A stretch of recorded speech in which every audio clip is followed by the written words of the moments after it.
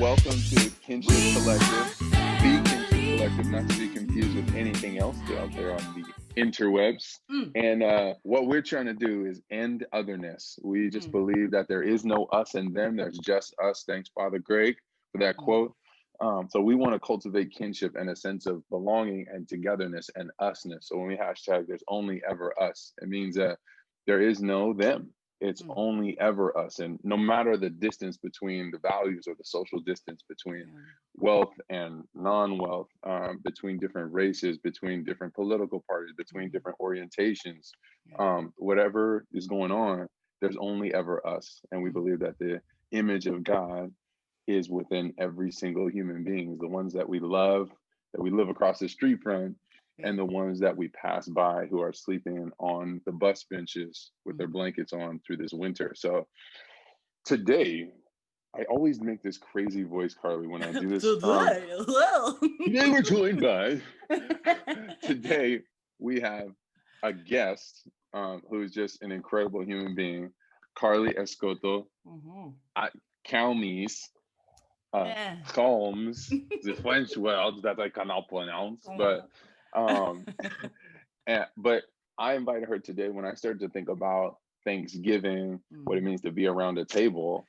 She put out an EP several years ago, but mhm. I met her last summer in the flesh, and she represents the kind of hospitality that I want to see around the Thanksgiving table. Mm, She, to me, she represents like fierce, winsome, someone who is herself.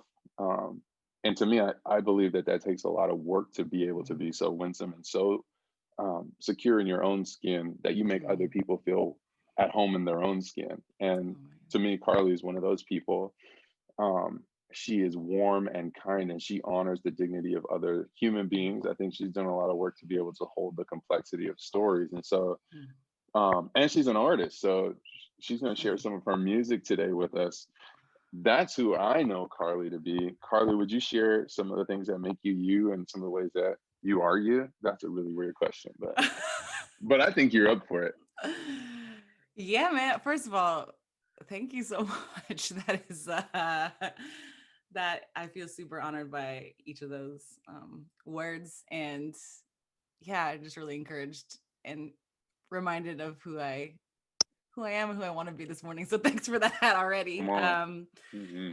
Yeah, I'm Carly Escoto. That's the name I usually go by. I'm married, but that's I like to keep my last name intact, partially because I'm mixed race. I'm half Mexican and half Caucasian, and I'm an only child, so it's been really important for me to sort of carry on this name. I don't want it to disappear. So yeah, I go by Carly Escoto. I'm a 34-year-old LA native, singer, songwriter, worship leader.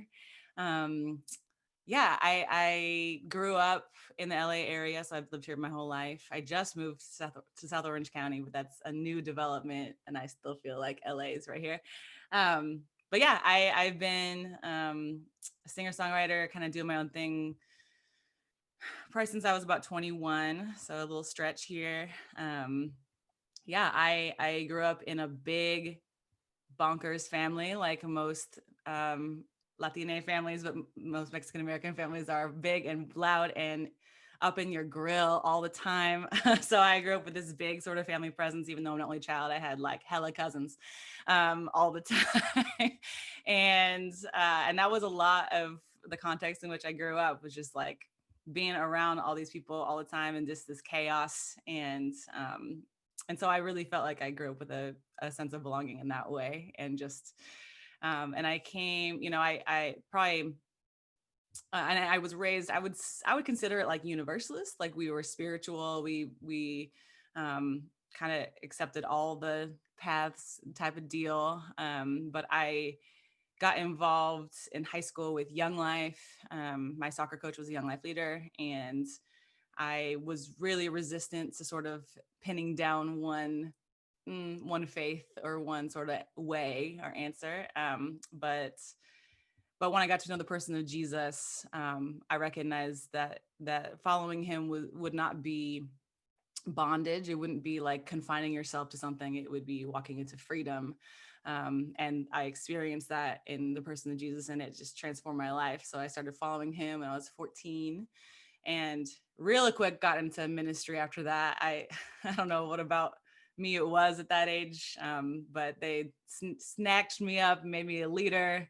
So I was, a leader in ministry for a long time, which was just a, challenging, beautiful experience. I felt like a certain kind of kid gravitated toward me, and they were like real tough.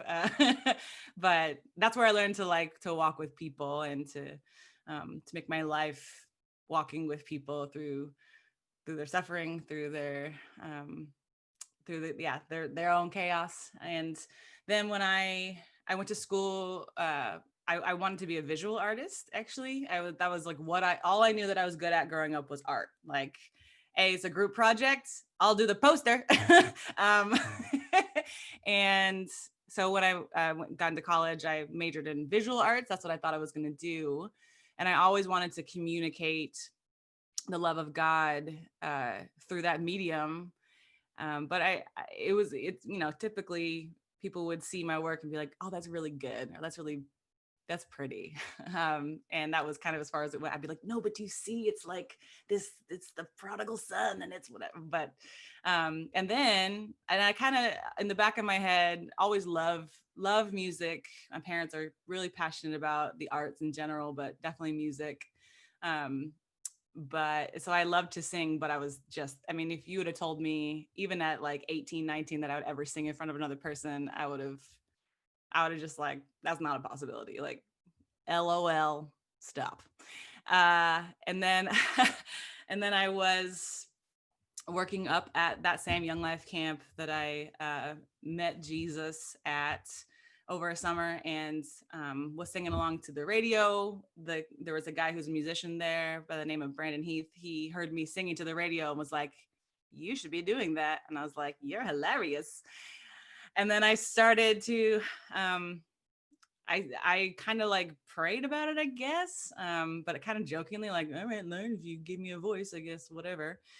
And then I started writing songs like immediately. And within, maybe 6 months later, I went to a friend's house. I recorded a couple of them just on his computer, like real shabby recordings, passed it on to some of my family, and they would call me just crying. Like, I don't know what it is. I don't even know what you're singing about, but I'm like, you need to do this. Like, it was just this really um, significant thing, that it was like everything that I had hoped that my visual art would do happened like that, with like one sort of crappy song. I was like, all right. And so then I kind of started to do that, and had some, and the fear of doing it was overwhelmed by the experience that people had when they would listen to my music, or come see me perform it. I'm still to this day, like, I have pretty bad stage fright, pretty bad like performance anxiety. But it's like, if one person in that crowd feels less alone, feels like seen, known, like that there is a God that is for them, that's like, I will push aside the anxiety every time, or push through rather.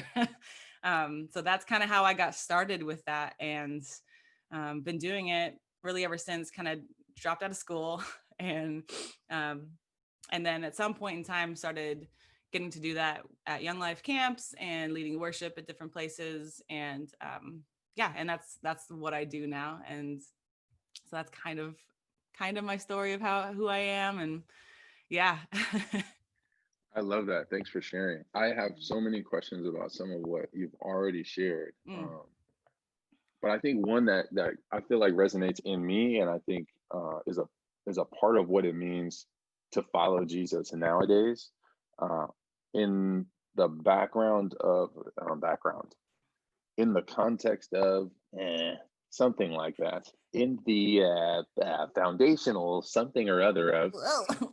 the environment that we're in now. Let's say the political context or Mm, the world context, racially, it feels like to align Mm. ourselves with Jesus, um, uh, particularly, it can be ostracizing. I think Mm-hmm. for me, the challenge is that there is that is the way towards healing, reconciliation, solidarity, freedom, liberation. All that is in Yeah. Jesus, and I think Jesus is getting a bad rap. It's kind of weird because I was thinking about this, and I think about me. I think about even with Kinship Collective to align it with the Jesus narrative, the Jesus story. Mm. It can be it can set it back because people are like, oh, that thing, oh, Yeah. that story, Mm-hmm. because it's been interpreted in kind of unhelpful ways, I think, but it's also been misrepresented. Oh yeah. And I think that a lot of us have this. It's like rather than try to reinterpret or reclaim that narrative, Mm-hmm.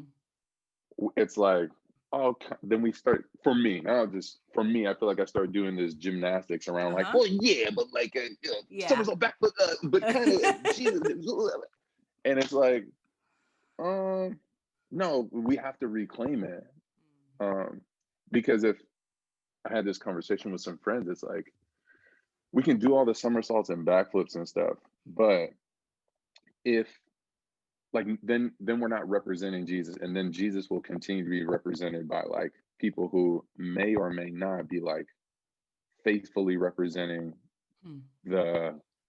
the immigrant, um, Mm. multi-ethnic stepson, racially discriminated against, lynched Mm. guy we're talking about, and it's just a misrepresentation. That's And so right. the Yeah. more of us that we can like courageously walk in that story, Mm. then the more I think a more faithful picture we can get Yeah. to like who he is. Yeah.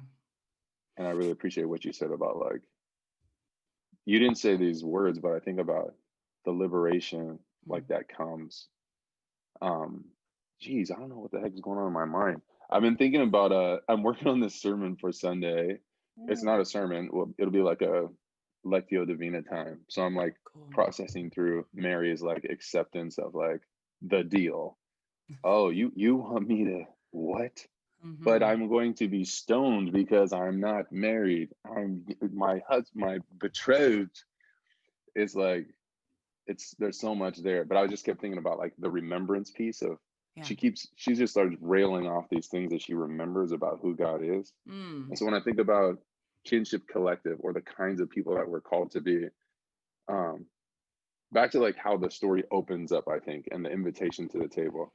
Mm-hmm. It's like no, it started with like these people, but it was always about all the people. These Mm-hmm. people faithfully representing the God who would like take on both sides of the responsibility, all the responsibility, and call you to like just follow and walk in. But it's Mm-hmm. always been about everybody. And sometimes the focus is just like on the people. So anyway, Mm. those are some things that resonate as you Yeah. share that. Yeah. But back to like anxiety and stage Mm. anxiety. Oh How yeah. do you I don't even want to say muscle up. I can, in my mind, because you can't muscle up things that are happening up here and like in here. Yeah. So Yeah. how do you like navigate that? I mean, it's changed over the years. I think as I've grown, I have clinical anxiety.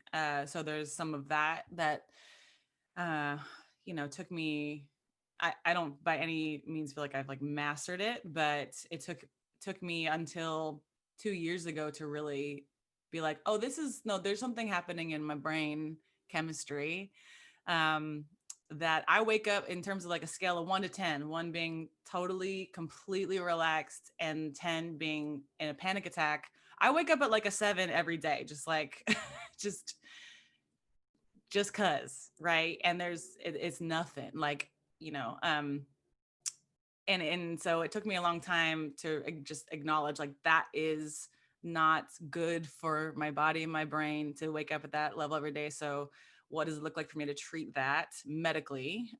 So that really transformed things for me. Before there was just a lot of like, doing the groundwork of not brain games, but like okay, I am, going out on stage. I'm fully loved. I belong to Jesus. If I go out there and I bomb, I still belong. Like all these, like psyching myself up, like in the mirror, like you are a child of God, and you are, all that. Come on.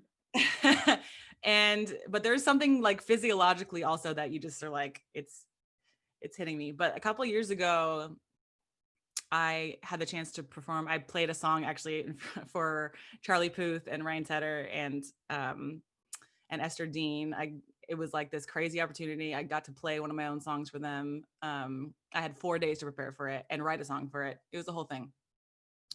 And I was like, I think I might die. Like my level of anxiety, like I think I actually, a hole is going to open up in the floor and I'm going to fall through, and just that's it for me.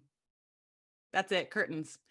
Um, but I was like, I have to, that's not an option. Like, so I'm doing this. What can I do? And um, I didn't come up with it, but sort of as I was praying through it and processing through, I felt like the Lord was really like, just serve them. Like, get up there and don't think about your performance as much as you're thinking about their hearts. What do you want them to feel while listening to you, after listening to you? And I came to the conclusion, like, honestly, I don't, if I walk away and they're like, that girl is not great musically, but man, like, whoa, I felt so loved by her, even in that short interaction. I felt taken care of. So I showed up, it was on a TV set, and all day long I was like, how can I love this crew? How can I love the guy who's miking me up? How can I love the guy who's taping off the stage? The sound mixer, the girl who's producing, who's been on her feet all day because this is taking way longer than it was supposed to. And I did it all day long, and it just created this atmosphere of family around me. Like I remember, I was talking to the guy who was painting the set that day, and we were at the lunch table. And he's like, "What's your name?" Carly. He's like, "I'm rooting for you. Like, thank you for talking to me. No one's ever asked me my name." And he gave me his card because he's like a jazz saxophonist. I don't know what happened, but it was just like this connection where it's like, hey, we're all just people here, and we all are longing for the same things. We're all longing to know that we have a place, that we belong in the grand scheme of things, and that we're going to be all right. Like those are the things, right? And so if I can communicate that with this one moment that I have, that's my mission, and it helped kind of get the focus off of every note that I was singing and the ways that the song was going, and just it shifted not my perspective, but maybe my focus in that moment. And it was amazing. Like the actual experience of singing the song, getting to talk with them afterwards, like it felt so sacred. Um, because all I was thinking about was like little Charlie Puth internally, and like what is he like he's probably a little nervous today. He's kind of a nerd. Like just like letting him like, hey man, like you're like in whatever way I can, like communicate love. And it just really aided in like quieting the anxiety around the obsession of the performance. And so I've been doing that still. So on top of, getting into to a medical rhythm with anxiety, also every time I show up on stage, I tell myself, I'm excited. I'm excited. I sit backstage and go, I'm so excited to tell these kids that they're loved. I'm so excited to tell these people that they belong. I'm so, just like psyching myself up in that way instead of just about me. It's about like this collective experience we get to have together we're all just little kids wondering if we fit. Right. So that is how I guess it's sort of shifted. And it still is a muscle to flex. Like it gets a little easier the more I do it. So the less I do it, the more it's like, oh, here it comes again, that anxiety. But um yeah, I don't know if that answers the question. I feel like I'm rambling, but yeah, that's No, that you shift. absolutely did. Mm, I really appreciate that. That really resonates with me. mm, I really love what you said. I mean, you started to talk about, I mean, all of the reasons why kinship exists, to get down to that root place, to just know we're all family. We all want the same things. We all need the same things, like yep. fundamentally. Um, and so I really appreciated that, and it really resonated. I've been reading this book called Grit by Angela Mm, Duckworth. I don't know if you ever heard of yeah. it, but she talks a lot about one of those one of the ways people push through what they normally wouldn't is a sense of purpose. And it's not Mm, like the why or like the intention. It is the expansion of your vision of what this is for. Like it's beyond yourself. And yeah. so being able, sometimes having that perspective pulls us through. And that makes Oh me think yeah. of like teens or people who are just kind of immature and they haven't really, for whatever reasons in life, they haven't been able to like heal beyond or mature beyond some of, whether it's trauma, which is like, I don't even want to speak lightly of that. It's like not something you just mature beyond, Right. but like you get regressed or stuck in these spaces where like it's Yeah. all about me, and you're not able to push past not only that, but like push into maybe some more of your fullness. When I think of Jesus saying Mm, like, "You follow me," it's the incredible life of God, mm, that abundant life, and that the posture that like is beyond the circumstances of right now, what you're mm. feeling right now, or the scarcity of right now, but it Yeah. pulls us like beyond. Yeah. And so I really appreciate you saying that Mm, being able to, and I love that that was something kind of organically grown. It was something between you and God that you, it came through meditation and prayer, like you said, mm-hmm. and how that changed your whole day that day. Like that day could have been a whole lot different. Lots of Yeah. stumbles and trips all over the place. Just, Yeah. and I feel like the scope just it shrinks with the more I think about me, the more I think about me, the more I think about me, the more I think, it just like gets Yeah. even more tense the whole time. Yep. Yep. That's gnarly. It's just Well, a now that we, bottomless pit. Sorry, I was gonna say just the more I've learned too about just the way that my anxiety works, like the worst case scenario thinking, like there's no end to it. Like because it will never be satisfied. Like I can either choose, I mean, I do think, like I said, I have clinical anxiety. So it's like, I'm not consciously choosing to think a certain way all the time. Like it's sort of something physiologically that's happening in my system. And my thoughts can like match up with it. But the worst case scenario is like, it really is a bottomless pit because anything can happen at any time. And like, so if I tip over into fully letting myself go there all the way and be obsessive about it, I'm stuck. Like, because there's no way out. mm, Literally anything can happen, anything could go wrong, and it can go wrong in a million ways.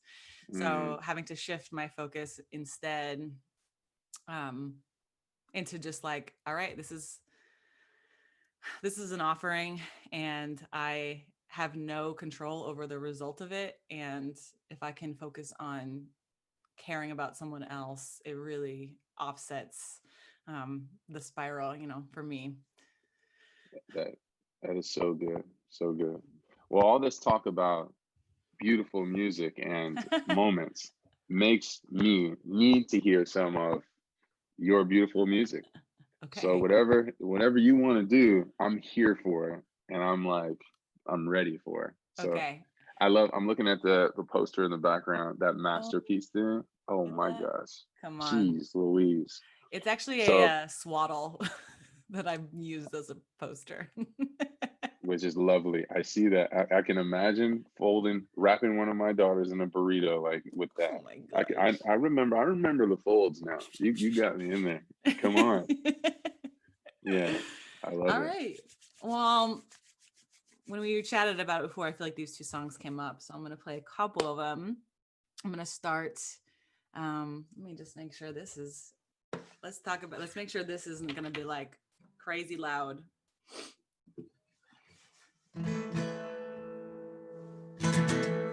How's that feel? It's good. Cool. So this is the EP that you're mentioning. Every song on that EP was actually written for what's we call a Young Life Club talk, which is like this little sermon that we offer to teach adolescents about the person of Jesus. Um, and what I get to do often is perform a song alongside of one of those talks, just to, we all learn sort of different way. We all hear things differently. So some people are, audio, they like a lecture will do it. Some people it's seeing something visually. And so I wanted to provide just this musical aspect, taking those messages and making them, three-dimensional. So so I tried to write some songs around these specific gospel stories. And one of my favorite stories in the gospel is the story of Zacchaeus. He's, I don't want to take too long telling the story, but he's, his tax collector, which is, he was societally outcast for being like a bad dude. And Jesus comes through his town, and it says Zacchaeus, because he's a short man, climbed a tree to see him, which I think there might have been a dual purpose. Like, he's a social sort of pariah, so also climbing a tree serves the purpose of him being hidden.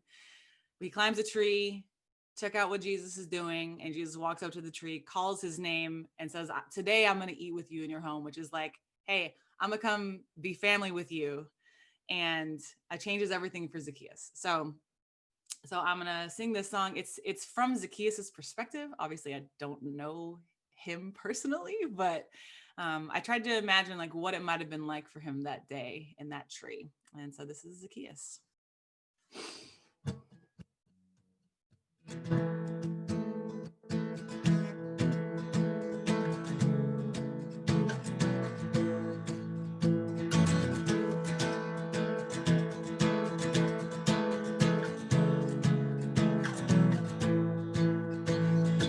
You were just passing through my hometown, and I only heard of you. I climbed the highest tree that I could find just to see you, but I was hiding. I hope that you don't know much about me. I'm no good, so don't trust me. I just came to get a glimpse of you, then I'll leave you, I swear. And from the crowd you called my name. Hey, I thought you had made a mistake, but then you say, "Come down from where you're hiding, 'cause I know everything. Let all your walls come crawling. I choose you, so come with me."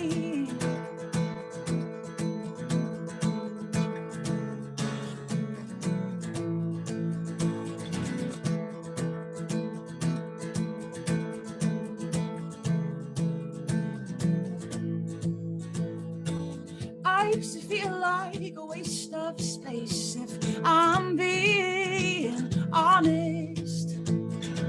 I've been wrong, I know that I messed up, and I expected to be punished. And from the crowd you called my name. Hey, you must be making a mistake, but then you say, "Come down from where you're hiding, 'cause I know everything. Let all your walls come crumbling. I chose you, so come with me. Forget about your past and leave everything behind, 'cause I've got plans for you and I choose you, so come with me, yeah. Come with me.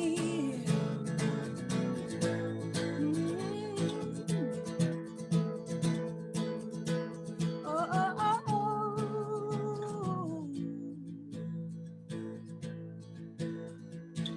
I'm not gonna waste any time, won't look back for nothing.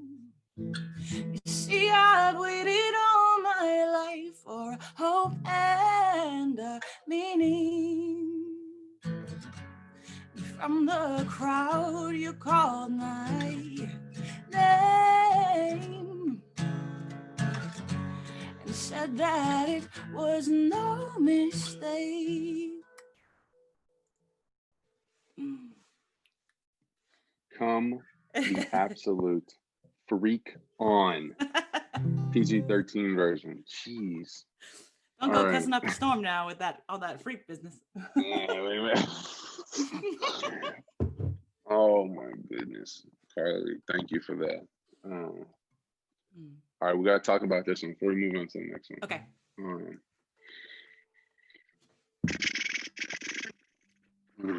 one. Thank you again. So lovely. Oh my It's goodness. crazy how magic can come through these Wi-Fi waves, Come and on. it's so lovely. I think about what it means to be chosen. So we all need the same things. We are all like the imposter syndrome creeps on us all. You're not who you say, you're not who you want, you're not quite yet, or you're still that person you were 10 years ago, or 5 years Yeah. ago, Yeah. or a week ago. Mm. Um, and you talked about that, about hiding and a waste of space and the Mm. fear of punishment, or like the what is it, the repercussions of like past mistakes kind of just creeping in. And for me, I always love like the scripture in Psalms. When I think about what it means to be blessed in that word life, back then it was, you said that because you saw like somebody, God was clearly with somebody. Yeah. And I think about when I pray for my daughters every night.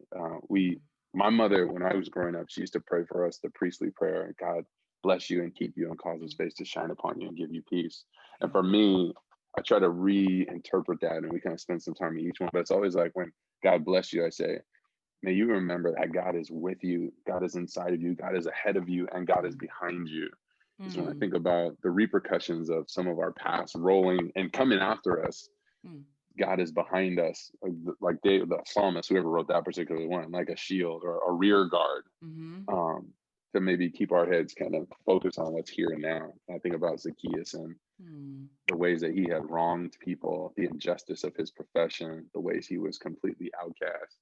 And I love what you said about when Jesus said, "Hey, I'm coming to have dinner with you," him saying, "We are going to be family. I'm going to associate with you," which Yeah. would have just floored Zacchaeus. Mm. But I think about, what does it mean to be chosen? And like, how do we remember that? Like, how can we remember our chosenness? It's a really good question. How? Right, because I can give you all kinds of poetic answers, but the reality is like I forget it every day, you know. But but I think anchoring yourself in the person of Jesus, in terms of our chosenness and our blessedness in Him, like, you know, I've heard a lot of theological statements around what those things mean, some of which I agree with, some of them I used to agree with, and I don't anymore. But ultimately, if you watch the way that Jesus operates and the way that He lives His life and the parables that He tells about, this is what the love of God is like, this is what the kingdom is like. Um, it doesn't really give any of us room to think that we don't belong anymore. there's um, there's really, every time people around Him thought, okay, wait, He said this before, so let's make this into a formula. He told Nicodemus to be born again. Okay, now we all need to be born again. So now what's all that kind of stuff. Every time he had these interactions, did these miracles, I could just feel His disciples and the people following Him creating this formula around it. And it's almost as if the next time He had an interaction that was public, next time He did some sort of healing miracle, told a parable, it just like busted it. It just broke the last formula. Okay, so now we got this new. It just, He keeps doing it, and it's not just to keep them on their toes to have fun with Him. I think it's because He's like, you're missing it. You keep making a formula out of my love, and that's not how I operate. So let me tell you something else that antithesizes that, and let me tell you something else that makes that one not true. You know, um, and that's one of the beautiful things about Jesus is His encounters with each individual person. It takes into account what's going on with their heart, what's going on with their story, what's happening with the people around them. You can't make a formula out of it. And that's because I believe that we were created to walk with God, like, and with our authentic selves all day, daily, as he walks with us, um, because he meets each of us totally differently where we're at based on our hearts. Some things that speak to me, my husband's like, I don't, that's nothing to me. Um, Things that bring my friends back to Jesus are like, that's cool, like that's your thing. Because he's doing that. He's like, he's meeting us. He created us and knows us, and meets our hearts where they're at. And I think so it's impossible to formalize it. Um, which so I think it's really like looking at that and letting that remind you that he is here in this moment for you actually right now. And um I don't know. And that whatever formula about belonging you've been given, he'd probably break it. So, so to not to hold too tightly onto those formulas. I don't know if that answers the question. It, it definitely does. And Mm. it I think it's really helpful because when we get into formulas, a lot of times then we're comparing our experience against somebody else's, which will always be apples and oranges. And Mm-hmm. so no matter how deeply something resonates in me, um, it may not resonate for somebody else. That's why I Yeah. love what you said about walking in that journey. Like it made me think of another book called The Gifts of the Jews by Thomas Cahill. And Mm. he talks about the story of the Jews and how they transformed history and humanity. But Mm. one of the things that is becomes most critical about Abraham is that he did something that nobody else did, which everybody did. You just grow up, do what your father did, have Yeah. kids, make them do what you did, and it's just this wheel, and then called Mm-hmm. the wheel. And in those times, everybody thought like history was cyclical, and everything just kept repeating. And Mm-hmm. Abraham broke away from that Yeah. based on this internal call of God, of Yahweh, calling him to do something different that nobody had ever done. Leave the land that you know, leave the family you know, to Mm-hmm. where I will show you. And this is going to be like you said, a step-by-step following process. Mm. You don't, and he didn't even have imagination for what that following would be like. And Yeah. all of us have like, and now I think about social media and everything, it's like we all have hella pictures of what things are supposed to look like or going to look like. Yeah. And it's like, no, that's not it. Yeah. This is new. I'm doing Mm. a new thing in you and through you. Mm. So that really resonates Mm. in me around that. So I Yeah. really appreciate that. Mm. So Yeah. good.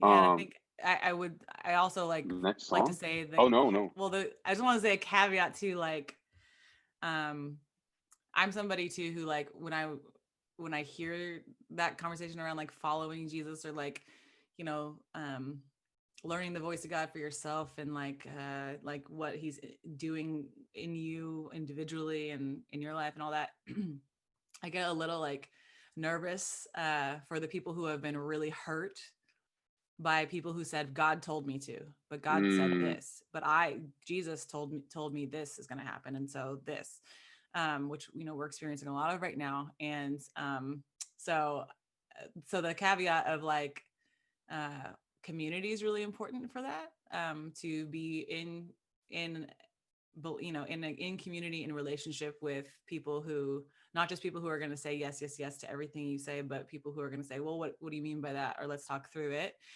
So we're not meant to be sort of in a vacuum with our own relationship, which is me and Jesus. It's supposed to be communal, partially because we need to like, we need help sort of discerning or like figuring out, um, was that God? Because I've had some experiences too where I was like, I thought that was God. I don't think it was God. And so community, and also like the scriptures, if you're talking about walking with Jesus, like I said, refer back, see like, is that in God's nature to do? So for me, when I wrestle with belonging or with identity, I'm somebody who struggles to not make things conditional. I love rules, I love expectations. What is it? Okay, what am I supposed to do here? Is that supposed to happen? Okay. And I did this a lot with faith when I was younger and still struggle to, okay, well, if I didn't have my quiet time, then is God mad at me? If I didn't pray for this thing, is this gonna now happen? Like making all these kind of things. And then the way I check back is like, wait, let's look at Jesus, because he's the visible image of the invisible God. That's what the scriptures say. Is what I'm thinking in his nature at all to just write me off because I didn't read some devotional that morning? Like probably not. Like so I get to throw that away, right? Because you get to sort of reference his nature. So I just wanted the caveat of like there are people who believe that they're being told something by God and it is not in his nature and it does not produce fruit. So love, joy, peace, patience, kindness, all the things that are who God is. So you gotta be careful with Jeez Louise. Absolutely. So many thoughts. But I think, that. I mean, you, you said it. I think the fruit is super important. What does this lead to? Hmm. And that becomes like, I think that becomes even, that becomes kind of a root issue in all of what you said about community. I think of even like somebody else speaking on God's behalf to you or at you, in ways back to like that are incongruent. Hmm. So what is the fruit? Like what is the fruit of even that kind of posture of like a Yeah. telling posture? Mm.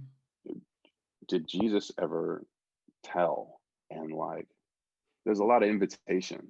And so I Hmm. think Jesus was very like honoring to the story, honoring to the specificity of people's like place and like their story. Yeah. And he told a lot of stories and he Hmm. answered 99% of questions with questions Yeah. and allowed people to imagine and Hmm. work and dream and think and Yeah. be challenged. But I absolutely love what you said, that Jesus doesn't ever give anyone room to believe that they don't belong. Mm. Oh man, that's so so so powerful. Mm. I think that's really important. I think for me, there's a lot of times where like in my brain, like I'm connecting dots that I'm not vocalizing at. When I think about experience, a lot of times I'm thinking through like, or like that personal kind of like the still small voice in us, where I think about the Wesleyan quadrilateral and the square of the, but Nerd alert. these practice, well, they used to talk about like, these are the ways that we can gauge whether something is true: scripture, the tradition. um they talked about the experience, and they talked about reason. So it's the four kind of place in that. But I like for that. me, it's always like reason and scripture and tradition are all interpreted through the lens that we have, through the set Right. of eyes that we have that have been formed from the life that we've lived, Yeah. from the things that our parents have told us, from the things that our parents Hmm. deprived us from saying, Yeah. the ways that we've experienced life. So when I talk about that still small voice, I think it's sometimes it can be an overcorrection against like, Yeah. God said it, I believe it, that settles it. Um, and just like, well, buddy, good for you down where you live in that particular whatever.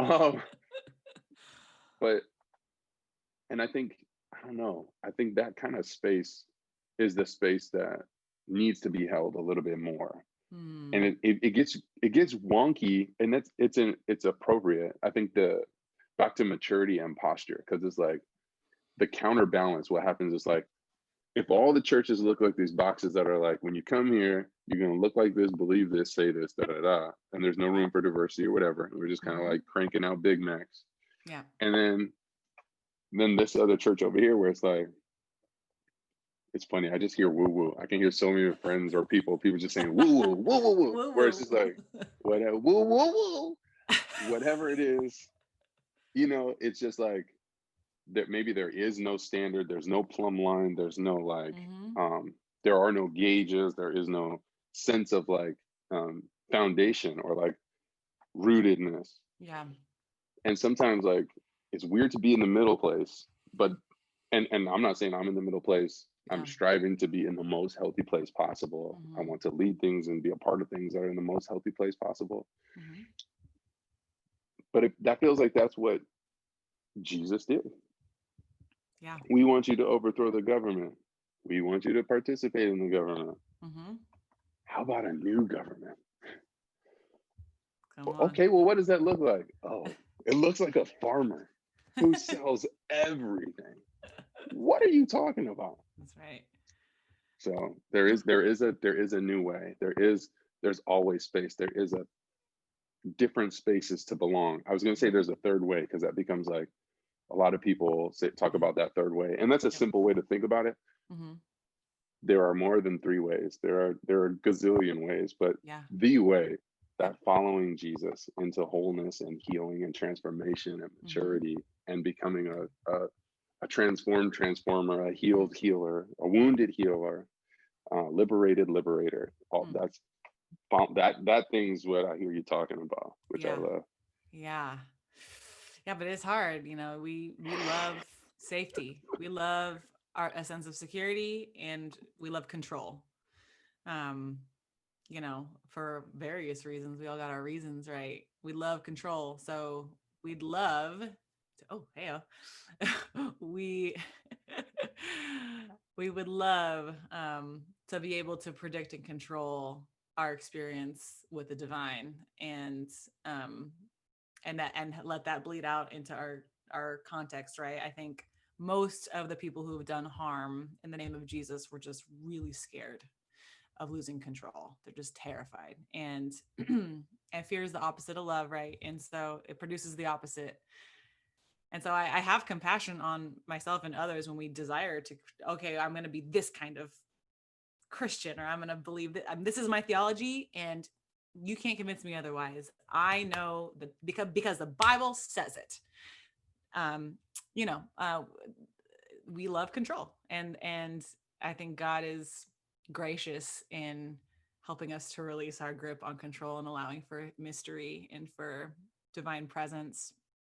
Um, but we're gonna vacillate, I think we all kind of have like, um by nature, by context, by story, the lane that we fall in, naturally, if we're not careful or to be present.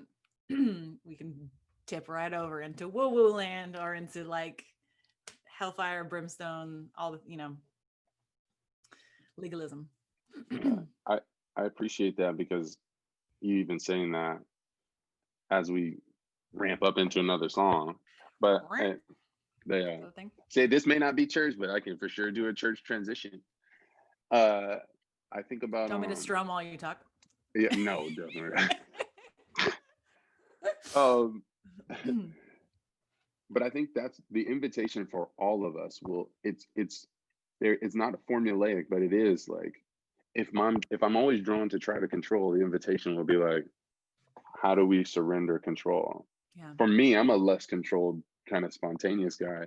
Well, how can I be drawn into more structure and Mm-hmm. more thoughtful strategy or whatever? Mm-hmm. So that the invitation to maturity will always kind of be pulling in some of those places, to make us more whole or more like well-rounded or just Yeah. kind of that. So that's Mm. I think that I don't know how that settles in me because I think there's all the data around what it means to live into your strengths and to pick that thing and go run headfirst towards those things. But I think on an internal level, it's always invitation, Mm. regardless of even if you run towards your strength, you have to be self-aware about all this kind of stuff over here, Yeah. or we're going to be creating a lot of messes Mm. for your family, for the people that you love, and for yourself. Yeah. Yeah. So Oh boy. I feel like we could probably talk for 16 hours. We were alive. the way that my calendar account is set up, Mm. yeah, I'm gonna share another song. This yeah, this song came from a something that a former pastor of mine had said, talking about belonging. He said that Christianity is not a country club for the qualified, it is a feast for failures. And that stuck with me. I mean, it's a long time ago, but it stuck with me, because it's so deeply resonated. And in the scriptures, there's a lot of feasting, a lot of talk about feasts, and um, a lot of stories Jesus tells that result in feasts, uh, where the those who are used to being invited to high places, don't love the feast because there are people that they feel don't belong there. And the in at the end of the Bible, there's talk of feasting in terms of the idea of heaven, or when all is made right, there's a big old feast. And what if it's a feast of failures? What if each seat is filled with someone completely different from the person next to them? What if there are people at that table that you're like, that person shouldn't have got in? um I think that feast is going to blow up a lot of our boxes that we've held God in, but we're all invited. And so, do you show up at the feast knowing that there's going to be some people there you might disagree with? Do you still take your seat? And not just that, but do you know that the King has a seat for you at his table? That you have a table or a seat at the table exactly as you are right now. You don't earn that seat; you don't achieve it. So there's a song called "Feast for Failures" about just that thing. Oh, I'm gonna try not to hit the table with my guitar.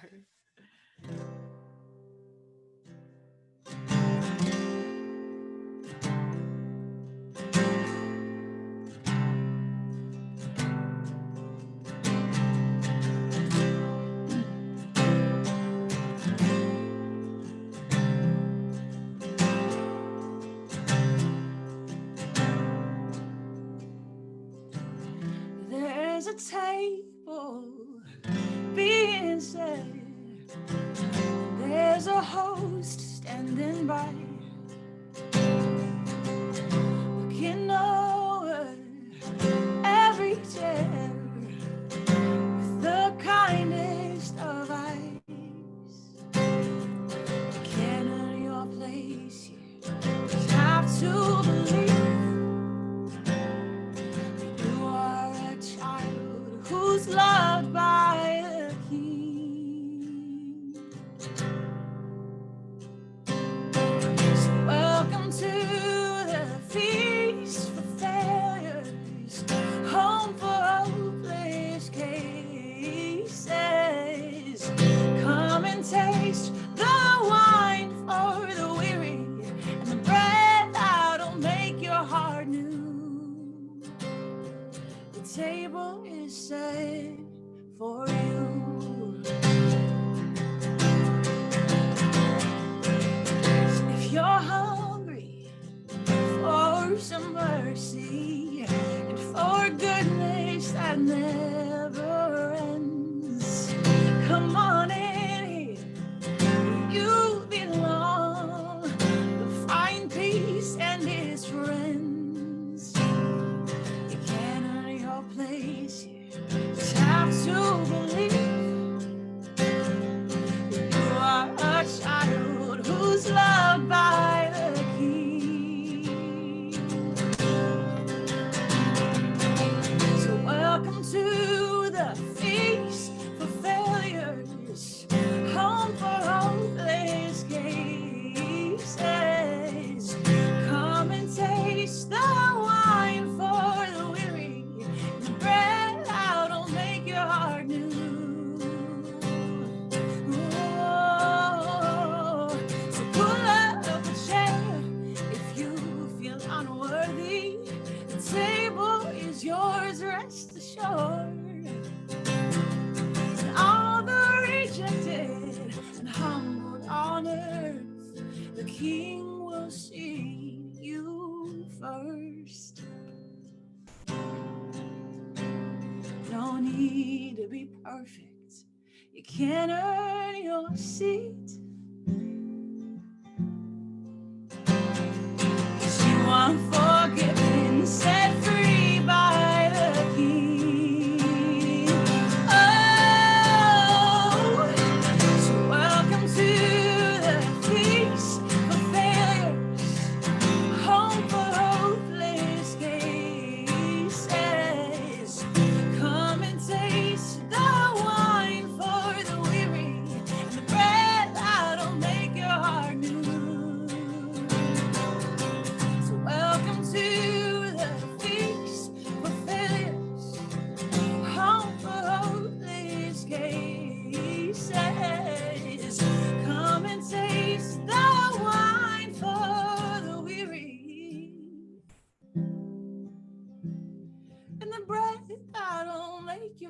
new.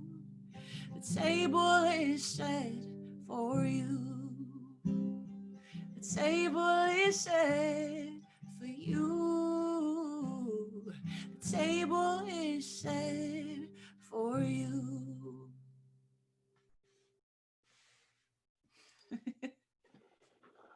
Oh, burgers. Oh, burgers. Yeah, that's the dad version of Jeez Louise. Slash, you know, it came There from you a go again, cartoon. swearing. Oh, that's. I mean, that's the closer, sis. We can have more conversations down the line, but like that's it. I think about it's so funny, you know, whoever this podcast slash YouTube video clip slash Insta IG whatever thing gets into, um, Carly, you're a beacon of this belonging that you have welcomed. You're continuing to communicate in ways that remind people that you belong, that you will never be alone, that you are enough, that you are a masterpiece made in the image of God, bearing God's image, the divine spark of love within you, and gifts to kind of give in the world. And they don't have to look like art, they don't have to look like anybody else's gifts. And so I think about that person who's maybe listening, and maybe you're not, and maybe this is for you, and maybe a friend can send it to you, but you have to know that there's healing to be had, that there is freedom to be gained, that there's liberation in Jesus, in this particular story of the God who has been tempted in every way, who was humiliated, who was tortured, but constantly proclaimed a different reality where there didn't have to be hunger. There doesn't have to be thirst. There can be abundance in the midst of scarcity. There can be hope in the face of death. Yeah. So no matter where you find yourself today, you belong. There is healing. There can be new beginnings. There's people to talk through life with, honestly and authentically, like Carly says. So you, like we always say at this time, you have to understand you are deeply, deeply loved, and we are family, and that's just the way it is. So until next time, we love you. We'll see you soon. Much love, y'all. The table is set